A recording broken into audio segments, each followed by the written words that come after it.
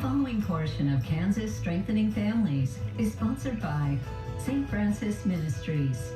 Hi everybody, welcome back here on Good Day Kansas. It's time for our Strengthening Family series from the studio today with St. Francis Ministries. We have Jim with us today, who used to live in the boys' home many years ago. We're going to learn about his story and kind of a little bit more about St. Francis history as well. Thanks for being with us, Jim. Absolutely, thank you, Avery. So what is your story when it comes to St. Francis Ministries? I guess it's one of how lucky am I with adversity and what happened.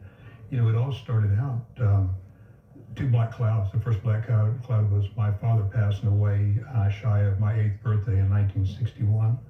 The second being my mother passing away in 1969.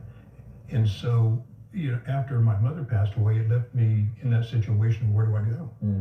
I stayed with some friends for a while, but that was not a long-term thing. So what had happened, Judge Millen, I was warded the court. Judge Millen in Liberal, Kansas, where I was living at the time, caught me and said, Jim, here's an opportunity. Here's a place for you that I believe in.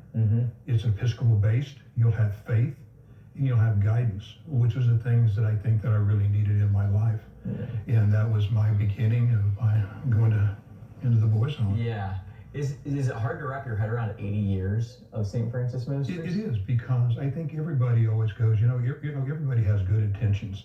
So here's this man, this priest, man of faith, that has this idea. I'm going to help reform boys, give them an opportunity, and also enlighten them with Jesus Christ. Yeah. And these things happen and then they go away. How do you fund these? How do you get this, perpetual motion? Yeah. And he was able to do it. Yeah. It's also crazy to think that St. Francis Ministries used to just be a boys' home. Now you guys offer, there's so many different services with St. Francis Ministries now. Absolutely. It's far beyond that. Yeah, exactly. And you had a chance, we've heard about Father Mize for the last couple of months, especially on the show with it being the 80th anniversary. Can you just tell us a little bit of insight on how you knew him and what he was like?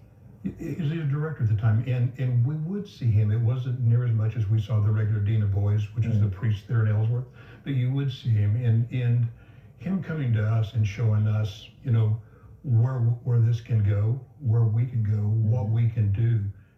And I think it was just the feeling of being around him. There's a calmness to him, but he had a mission, and I think that was kind of my takeaway from him for a while. Yeah. Well,